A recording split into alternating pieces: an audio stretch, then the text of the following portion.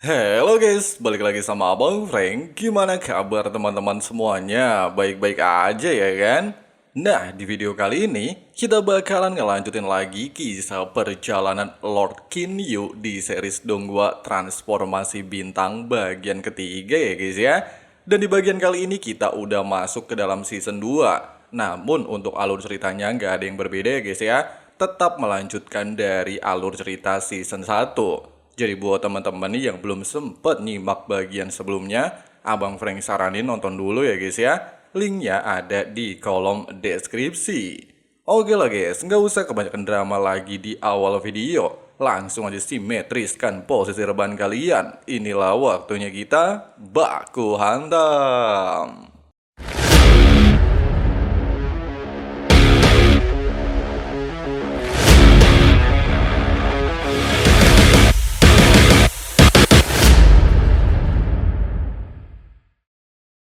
Di dalam sungai akhirat, ketika Kinyu beranggapan apakah dia sudah mati, dia tiba-tiba saja teringat dengan semua kenangannya bersama ayahnya.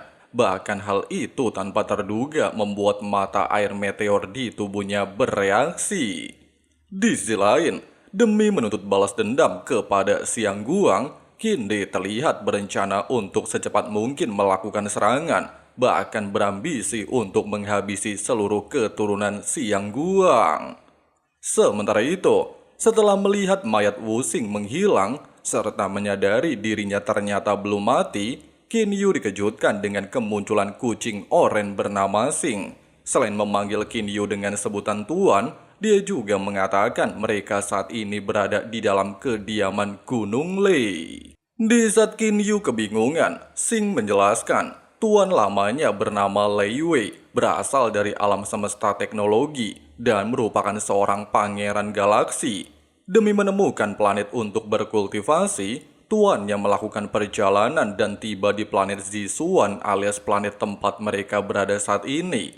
Sampai akhirnya ketika Lei Wei gagal melewati cobaan, dia memintanya untuk tetap berada di dalam kediaman Gunung Lei dan menunggu tuan yang baru, di mana tuan barunya tidak lain adalah Kinyu, serta memberikan sebuah kitab transformasi bintang untuk dia pelajari. Di tempat lain, mengetahui Kaisar Kinde telah membawa ribuan pasukan ke wilayah keluarga Siang, jelas membuat Siang Guang merasa sangat panik, bahkan meminta Ian untuk memenuhi syarat dari bandit air hitam, sehingga pasukan bandit mau bekerja sama dengan negara Chu.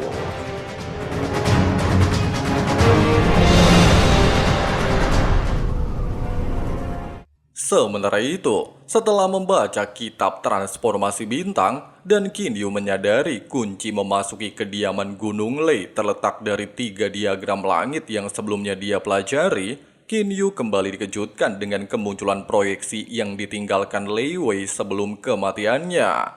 Lei Wei mengatakan dia mendapatkan 3 diagram langit tanpa sengaja, dan pada saat yang sama sambil menjelajahi antar planet, dia terus mempelajari 3 diagram langit. Namun setelah menguasainya, dia beranggapan tidak ada hal lain yang bisa dipelajari.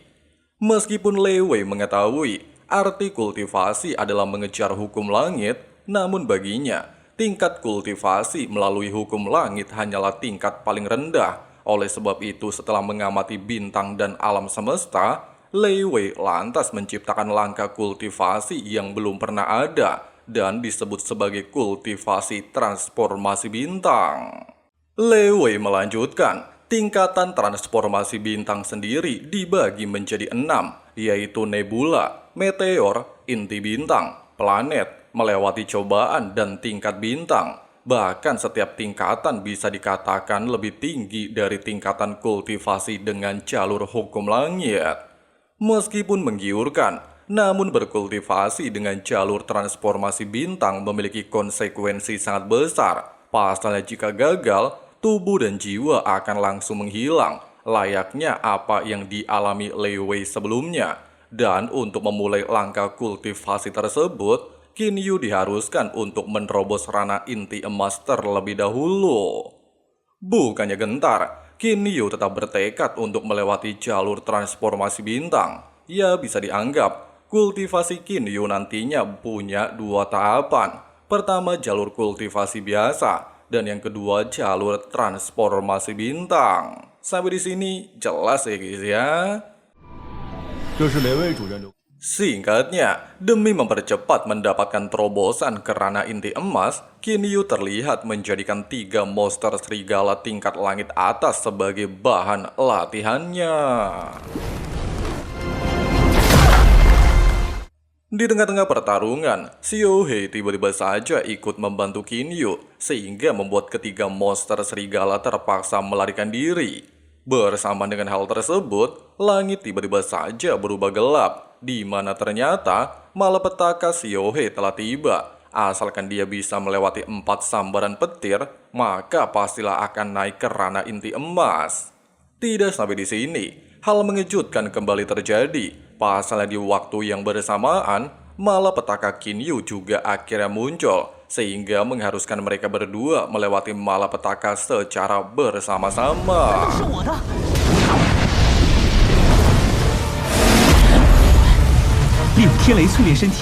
Baru saja berhasil melewati petir pertama, serta Xiaohe ingin melanjutkan ke petir yang kedua. Pasukan monster serigala yang emosi kawannya digebugin tiba-tiba saja muncul, sehingga mengharuskan Kinyu sementara waktu menahan gerombolan serigala demi melindungi Xiaohe.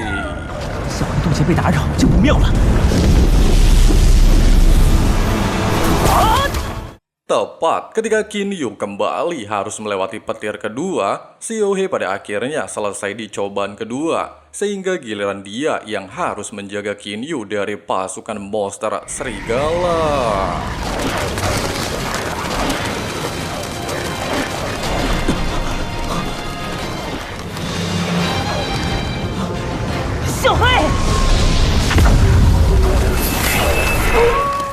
Seiring berjalannya waktu, baik Kinyu dan Xiaohe terus-menerus secara bergantian melewati terobosan dan menghadapi gempuran pasukan serigala. Bahkan yang lebih membagongkan, raja dari monster serigala yang diketahui berada di penyempurnaan langit tingkat atas juga menunjukkan diri, sehingga membuat pasukan serigala tidaklah kenal mundur meski digempur habis-habisan. Sampai akhirnya, ketika Xiaohe sedang menghadapi petir keempat dan menjadi petir paling kuat sebelum menerobos ranah inti emas, Kinyu terlihat berjuang sekuat tenaga untuk melindunginya. Terlebih lagi dia juga sudah hampir kehabisan tenaga pasca melewati 3 sambaran petir.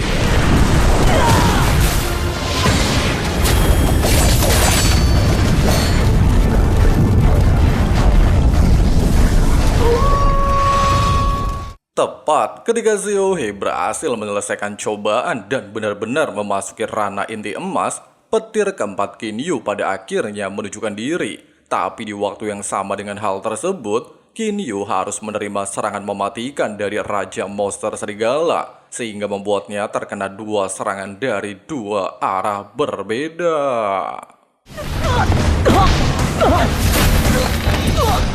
Di saat Raja Serigala dan pasukannya beranggapan pertarungan sudah selesai, Kinyu ternyata berhasil melewati malapetaka dan memasuki ranah inti emas. Bahkan layaknya seorang kultivator, dia mampu mengendalikan senjata spiritualnya dengan sesuka hati untuk membantai pasukan monster serigala.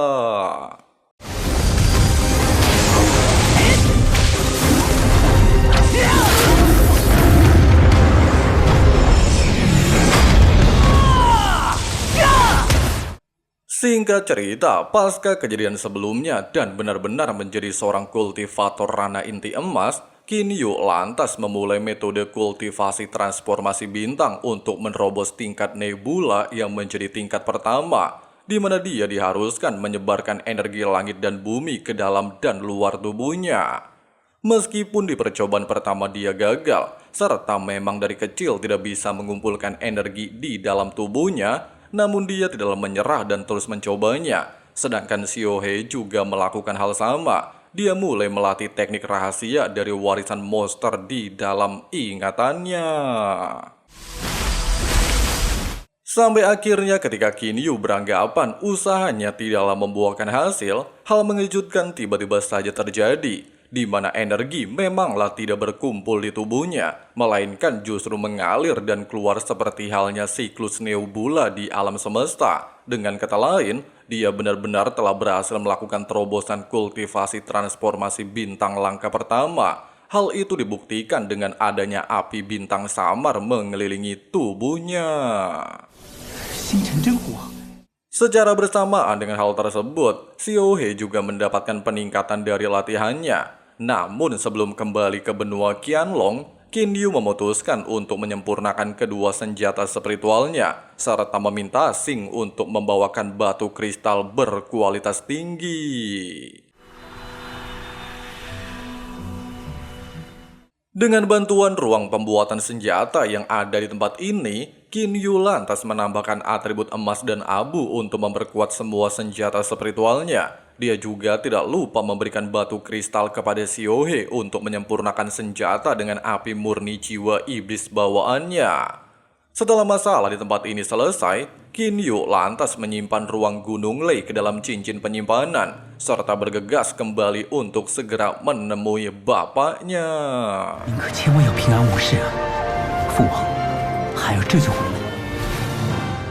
Di sisi lain, 3.000 pasukan yang dipimpin Qin Feng berhasil mengalahkan 4 kota di wilayah Leishu dan meraih kemenangan pertamanya. Sedangkan bandit air hitam justru berkoalisi dengan keluarga Qin dan menyerang keluarga Xiang. Sementara Qin De jelas memimpin pasukan besar di kota Zhenbei, sehingga bisa terus mendesak keluarga Xiang. Bahkan hanya dalam waktu setengah bulan, mereka mendapatkan kemenangan secara beruntun dan akan segera mempersiapkan misi elang. Nah, diketahui, keluarga Qin memiliki 3 elang, dan salah satunya adalah Zhuang Jun yang selama ini diam-diam bersembunyi di keluarga Sang Guan, bahkan secara diam-diam membunuh Sang Guan Hong, serta berpura-pura menjadikan keluarga Xiang sebagai dalangnya. Dengan adanya fakta tersebut, Zhuang Jun lantas berpura-pura marah terhadap keluarga Xiang, bahkan menyerahkan seluruh tahta kekuasaan keluarga Sang Guang kepada Qin De di hadapan para petinggi kerajaan, dan meminta Raja Qin De untuk membalaskan dendam kematian kepada keluarga Xiang.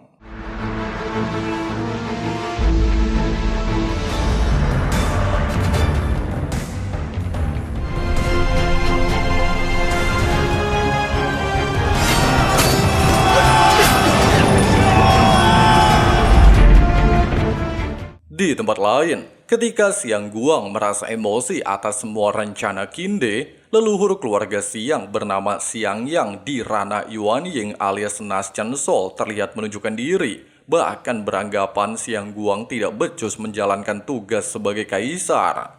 Meskipun Xiang Guang telah menjelaskan semua kejadian yang sesungguhnya, serta telah difitnah oleh Qin De membunuh Sang Guang Hong hingga kerajaan aliansi bergabung dengan kerajaan Zhendong, namun Xiang Yang tidak memperdulikan semua penjelasan tersebut. Dia juga beranggapan Qin De bisa memberontak karena salah Xiang Guang. Pasalnya di masa lalu, dia telah membunuh istri Qin De. Dengan adanya alasan tersebut, serta kerajaan Chu bisa saja hancur, Xiang Yang lantas berniat untuk mengambil alih kembali kursi kaisar dan memimpin peperangan. Singkatnya, dengan bantuan Wu De, Xiang Yang lantas secara brutal memulai aksinya membantai pasukan harimau kerajaan Zhendong. Meskipun ribuan pasukan telah mencoba melakukan serangan, tapi sayangnya melawan seorang kultivator di ranah Nation Sol, hal tersebut justru membuat mereka tewas secara mengenaskan. Bahkan meski pasukan harimau memiliki julukan sebagai pasukan terkuat keluarga Qin, tapi sayangnya manusia fana dan seorang kultivator memanglah memiliki perbedaan secara signifikan.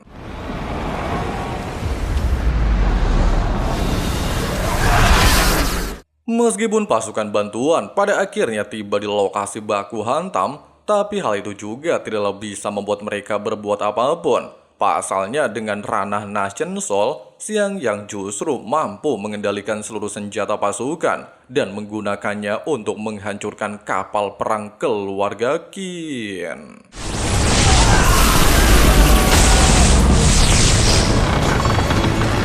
Di tempat lain, Menyadari Xiang Yang alias putra dari Kaisar Xiang Yang telah mendirikan kerajaan Chu pada akhirnya menunjukkan diri, Qin pada akhirnya berniat turun tangan, serta berpesan kepada Su Yan untuk membuka kotak pemberiannya jika dia tidak kembali, dan menjalankan rencana sesuai dengan isi kotak tersebut.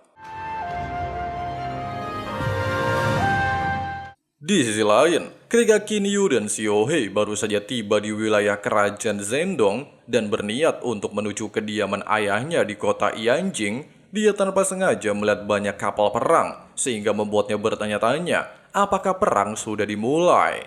Dan benar saja, ketika dia tiba di hadapan istana dan bertemu dengan Paman He, dugaan Qin Yu langsung terbukti. Pasalnya sang ayah dan kedua kakaknya memanglah sudah memulai perang dengan keluarga Xiang selama beberapa bulan dan saat ini berada di garis depan wilayah Zhenbei.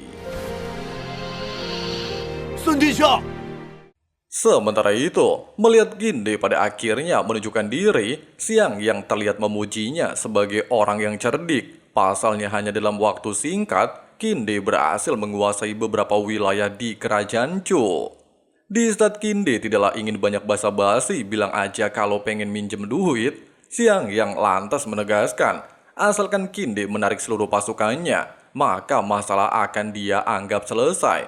Selain itu juga, Xiang yang bersedia membiarkan Qin membentuk negaranya sendiri, namun tetap berada di bawah kekuasaan negara Chu. Ucapan barusan jelas ditolak mentah-mentah oleh Qin. Dia beranggapan kemenangan kerajaannya sudah di depan mata. Bahkan peperangan hanya tinggal menunggu waktu baginya untuk menggulingkan kerajaan Chu.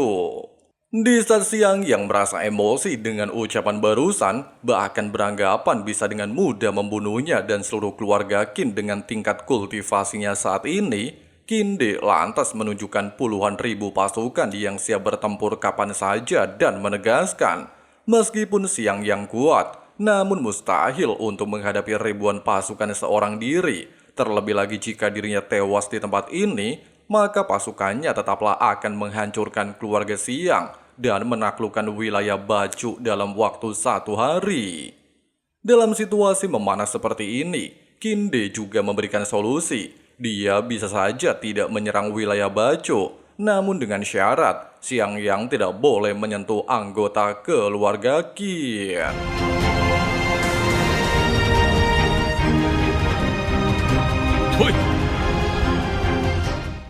Sayang seribu sayang, meski kesepakatan telah dibuat sebelumnya, Xiang Yang justru melanggarnya, di mana dia secara diam-diam menyerang pasukan keluarga Qin ketika ingin kembali ke kota, sehingga menimbulkan kerugian cukup besar bagi pasukan Qin. Tidak sampai di sini, dengan mengandalkan otoritasnya, Xiang Yang juga mengerahkan ribuan pasukan mengepung kota Suijing, sehingga mengharuskan Jenderal Zhou Yunxing melakukan pertahanan sambil menunggu Kaisar Qin menemukan solusi.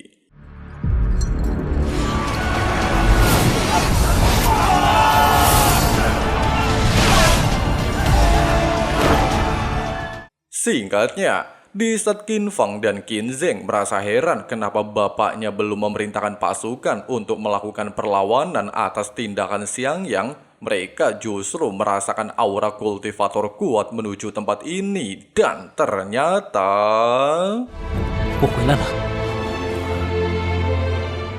Singkat cerita, ketika seluruh anggota sedang merayakan kembalinya Qin Yu, serta tidak menyangka dia masalah hidup, bahkan berhasil menjadi seorang kultivator termuda dalam sejarah benua Qianlong, Kaisar Qin justru benar-benar merasa terpukul atas semua sikapnya di masa lalu kepada Qin Yu. Dia juga tidak menyangka anak yang dulu dia anggap beban justru tumbuh menjadi jenius hebat, bahkan membuatnya memiliki banyak hutang kepada putra bungsunya. Tidak berselang lama sambil kembali bersulang di atas atap barak kerajaan, serta menikmati momen kebersamaan di tempat ini, Qin Feng dan Qin Zheng kembali bertanya kepada bapaknya, apa alasan ayahnya hanya bertahan tanpa melakukan serangan balasan. Terlebih lagi dengan kekuatan pasukan mereka saat ini, mengalahkan kerajaan Chu pastilah sangat mudah. Qin menjelaskan, Xiang Yang sudah menunjukkan diri, bahkan sudah berada di ranah Nation Soul. Meskipun mereka bisa saja melakukan perlawanan, Namun Kinde merasa ragu, pasalnya Xiang Yang secara khusus menargetkan keluarga Qin. Itulah yang menjadi alasannya belum bisa mengambil keputusan. Di saat Qin Yu mengatakan dia dan Xiao He bisa bekerja sama melawan Xiang Yang, tetua Feng mengatakan, meskipun Qin Yu sebelumnya mampu menghabisi Wu Xing, namun perbedaan antara Rana Inti Emas dan Rana Nation Soul sangatlah besar. Selain itu juga, Kinde meminta Qin Yu untuk tidak lagi membahayakan nyawanya. Dengan kembalinya Qin Yu saja, dia sudah merasa sangat puas. Di tengah-tengah obrolan tersebut, Xiao He lantas memanggil Qin Yu ke dalam alam spiritualnya dan bertanya, apakah Qin Yu benar-benar ingin menyerah untuk membalaskan dendamnya. Qin Yu mengatakan, dia hanya tidaklah ingin merusak suasana hati bapaknya, dan kemudian bertanya, seberapa besar kesempatan mereka mengalahkan Xiang Yang jika bekerja sama.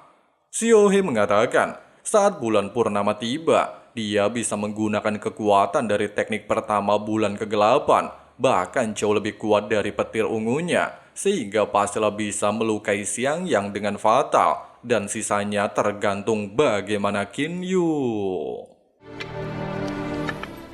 Keesokan harinya, Qin Yu lantas mulai menjalankan niatnya, serta memberikan sebuah pesan kepada ayahnya dan meninggalkan 3 kitab rahasia kultivasi tingkat tinggi.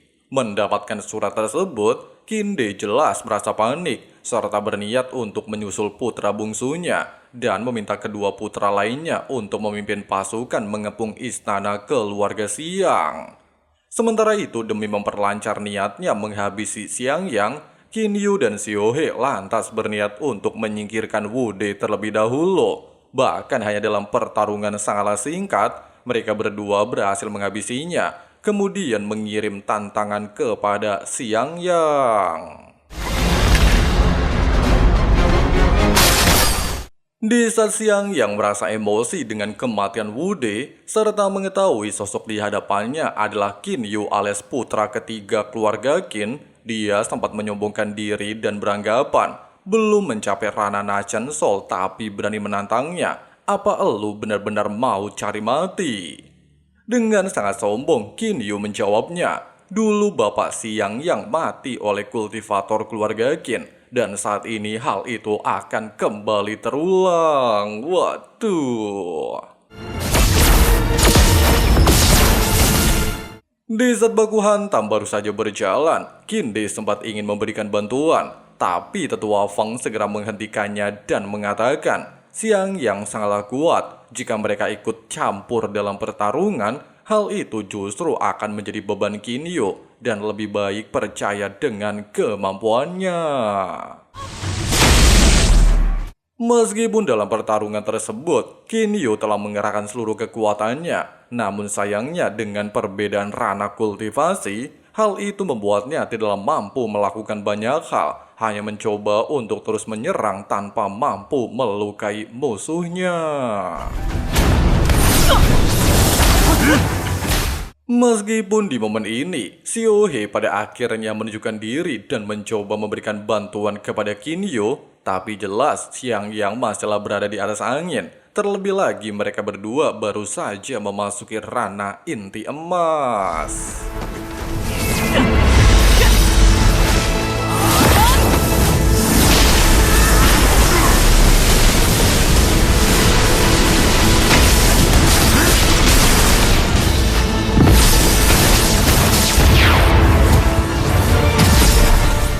Merasa muak menghadapi kedua musuh yang gak mau menyerah, Xiang Yang lantas menunjukkan tombak penakluk dunia, sebuah senjata spiritual tingkat atas yang katanya pernah membantu bapaknya menguasai benua Qianlong. Dan benar saja, dengan adanya tombak tersebut, Qin Yu benar-benar semakin kesulitan menghadapi gempuran Xiang Yang. Namun mengingat gerhana bulan akan segera tiba, dia lantas tetap mencoba bertahan dan memberikan waktu kepada Xiao He.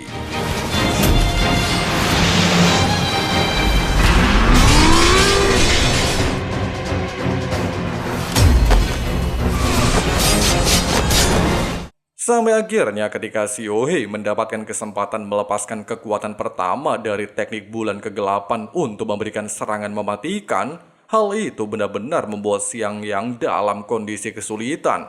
Bahkan ketika dia tidaklah mampu bertahan di bawah serangan bulan kegelapan, serta mendapatkan serangan dan membuatnya mengalami cedera fatal, Qin Yu tanpa ragu memanfaatkan kesempatan untuk menghabisinya.